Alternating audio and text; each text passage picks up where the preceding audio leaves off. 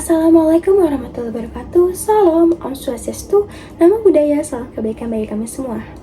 Halo Ibu Suzy, selaku dosen pengampu dan teman-teman semua. Perkenalkan, saya Feriza Alfiani dengan NIM 205230263 dari Fakultas Hukum.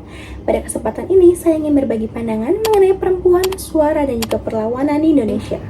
Dan untuk memulai, izinkan saya mengajak teman-teman untuk mengingat sebuah peristiwa yang baru saja terjadi, di mana gerakan perempuan dan juga aksi ibu-ibu kerudung pink yang turun ke jalan hingga membawa tagar #HidupPerempuanMelawan. Aksi itu sederhana, tapi gaungnya mampu menembus batas media sosial hingga diskusi kita hari ini. Ketika kita berbicara tentang perempuan, kita selalu mempunyai dua wajah kontras. Di satu sisi, undang-undang dan juga konstitusi menjamin kesetaraan. Kita punya UU PKS, tenaga kerja perempuan dilindungi, hingga berbagai kebijakan afirmatif. Namun di sisi lain, realita yang di lapangan selalu berbeda. Angka kekerasan berbasis gender masih tinggi, perempuan sering dipinggirkan dalam pengambilan keputusan, dan juga suara perempuan sering diremehkan. Bahkan ketika yang mereka perjuangkan adalah hak yang paling mendasar. Gerakan perempuan hadir untuk menggugah ketimpangan ini, di mana mereka tidak lagi diposisikan sebagai objek yang diam, melainkan sebagai subjek utama yang berani bersuara. Dari sesuatu yang dianggap kecil, mereka menjelma menjadi simbol besar perlawanan. Hal ini sejalan dengan apa yang dikatakan Nasif Lancer tahun 1990 dalam Konter Publik. Perempuan kerap kali membentuk ruang publik alternatif untuk menantang suara dominasi arus utama.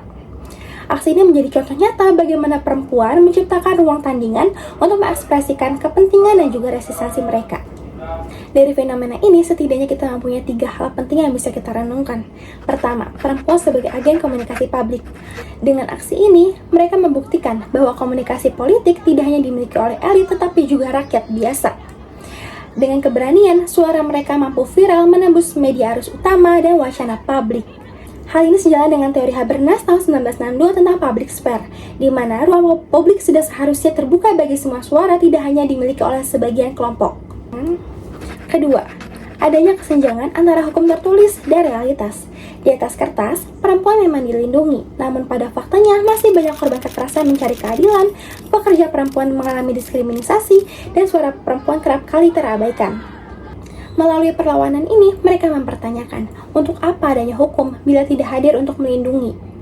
Dalam hal ini, Sajipto Raharjo pernah menegaskan bahwa hukum tidak seharusnya terjebak dalam teks, melainkan hidup dan juga hadir di tengah bermasyarakat. Aksi kemarin perempuan sebagai pengingat bahwa hukum sudah seharusnya berpihak pada pihak yang rentan. Ketiga, perempuan menentang stereotip. Selama ini, perempuan seringkali dicap lemah, emosional, atau sekadar gembira. Namun aksi kemarin, mereka membalikan pandangan itu. Mereka menunjukkan rasionalitas, ketegasan, dan mampu berorganisir. Dengan kata lain, perempuan tidak hanya sebagai pelengkap, tetapi juga sebagai motor perubahan.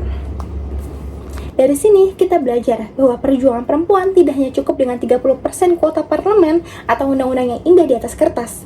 Perjuangan perempuan itu nyata ketika suara perempuan hadir di ruang publik, dilibatkan dan juga suara mereka diperhitungkan dalam kebijakan, dan sungguh-sungguh mereka dilindungi.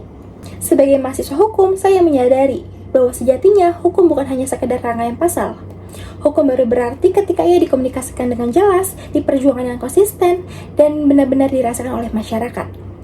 Melalui gerakan perempuan melawan, sebenarnya tidak hanya soal perempuan atau segelintir orang, tetapi tentang menunjukkan keadilan adalah hak semua manusia. Dari sini kita belajar bahwa keadilan sosial tidak akan tercapai jika ada suara yang terus-menerus diabaikan. Dalam perspektif komunikasi, menurut Harold Laswell, dari siapa kita berbicara kepada siapa dan dampaknya apa. Suara perempuan memberi kita cermin apakah demokrasi kita sudah benar-benar terjalan. Sebagai penutup, izinkan saya memberikan satu pesan singkat. Jika hukum adalah bahasa keadilan, maka perempuan adalah suara yang membuat bahasa itu bernyawa. Apakah kita sudah benar-benar mendengarkan perempuan atau masih membiarkan mereka berjuang sendirian? Sekian presentasi dari saya, Feriza Alfiani dengan NIM 205230263. Terima kasih perhatiannya teman-teman semua dan Ibu Suzy selaku dosen mata kuliah pengampu, presentasi dan juga negosiasi. Wassalamualaikum warahmatullahi wabarakatuh. Salam, Om Sati Sati, Om Namo Buddhaya, salam kebaikan bagi kita semua. Terima kasih.